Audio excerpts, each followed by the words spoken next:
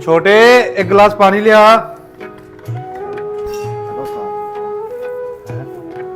यार तू किन्ना चंगा मेरा शगीर्द है, मेरे मुंहों गल निकलती है ते दस्ती पानी लैके तू आ जाना, दस्ती तू काम कर देना हैगा यार।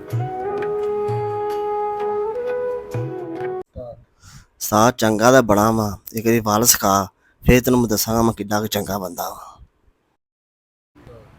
ਜਿੰਨੀ ਮਰਜ਼ੀ ਖਿਦਮਤ ਕਰ ਲੈ ਪੁੱਤਰ, ਵੱਲ ਮੈਂ ਵੀ ਤੈਨੂੰ 4-5 ਸਾਲ ਨਹੀਂ ਸਿਖਾਣਾ। हला पुत्र, अल्लाह तेनू कामयाब करे।